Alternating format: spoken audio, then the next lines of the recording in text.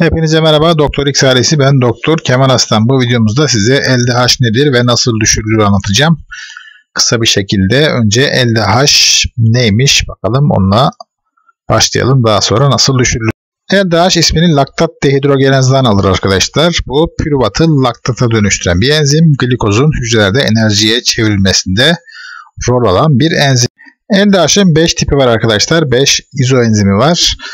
Bunlar LDH 1, 2, 3, 4, 5 diye gidiyor. LDH 1, 2, 3 nerede var? Eritrosit, yani kırmızı kan hücresi, böbrek ve kalp kasında bol.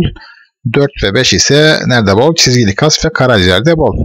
LDH'ın referans aralığı ne? Yani kan testinde kaç olmalı arkadaşlar? Ona bakalım. Bu enzim hayatın ilk döneminde yüksektir arkadaşlar. Bakın, ilk 10 gün 2000'lere kadar normal kabul edilir. Daha sonra 12 yaşa kadar 295 üst sınırdır ve 12 yaşın üstü 125'te 240 civarı normal kabul edilir. Gelelim LDH yüksekliğine arkadaşlar. LDH niye yükselir? Kan testi yaptınız. Bu test niye yüksek çıkar? Ona bakalım. LDH arkadaşlar hücre yıkımının olduğu her durumda artar. Yani belli bir hastalığı göstermez ama en fazla nerede artar? Kalp krizinde artar. Eskiden bu kalp krizi testlerinden biriydi, artık kullanılmıyor. Hemolitik anemi dediğimiz eritrositlerin damar içinde parçalandığı durumlarda artar. Karaciğer yetmezliği ve hepatit gibi karaciğer hastalıklarında özellikle artar. Kas hastalıkları, kas hasarı, her türlü kas hastalığında artar.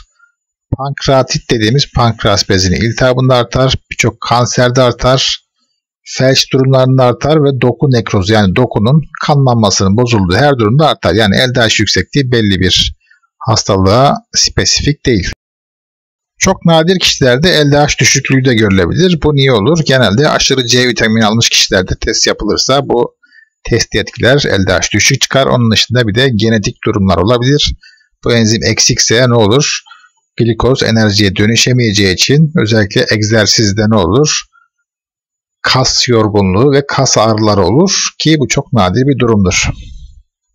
Peki LDH testiniz yüksek çıktı arkadaşlar. Bunu nasıl düşüreceksiniz? LDH yüksekliği nasıl düşürülür? Sorusunun cevabını verelim. Şimdi doktorunuz sizden genelde tek başına LDH istemez. Diğer testlerle beraber istenir bu test. LDH yüksekliği genellikle ne demiştim? Karaciğer hastalığı, kas hastalıkları, kas travması ve doku nekrozu, hücre yıkımıyla giden durumlarda olur demiştim. Onun için doktorunuz bu gibi durumları araştırıp ileri test ve tetkikleri isteyebilir. Hemolitik anemidir, karaciğer hastalığıdır, işte kas travmasıdır, neyse LDH yüksekliği yapan bir durum tespit ederse onu tedavi eder ve zaten LDH'da düşer. LDH düşmesi önemli değil. Önemli olan hastalığınızın zaten düzelmesi. Ama tabii LDH yüksekliğinin genel nedeni karaciğer hastalıklarıdır. Çok sık görülür. Ve kas hastalıklarıdır. Bazen hemolitik anemiler de buna yol açabilir. Hemolitik anemi dediğimiz arkadaşlar, bakın, eritrositler, kırmızı gördüğünüz hücreler, bunlar dokular oksijen taşır. Birçok nedenle bu eritrositler damar içinde parçalanırsa hemolitik anemi diyoruz. Bunda da LDH yükselir. Dolayısıyla arkadaşlar LDH yüksekliğini siz düşüremezsiniz. Doktorunuz nedeni bulur. Onu gerekirse tedavi eder. Zaten LDH'da düşecektir.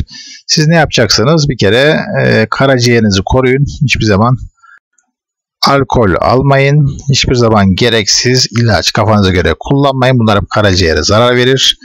Düzenli egzersiz yapın arkadaşlar. Fazla kilolu iseniz kilo verin ve ne yapın? Bol bol yeşil sebzeler, kırmızı sebzeler tüketin. Evet, LDH testinde size kısaca anlattım. Ne olduğunu, niye yükseldiğini ve nasıl düşürüleceğini öğrenmiş oldunuz. Bir başka videoda görüşmek üzere arkadaşlar. Kendinize iyi bakın. Hoşça kalın.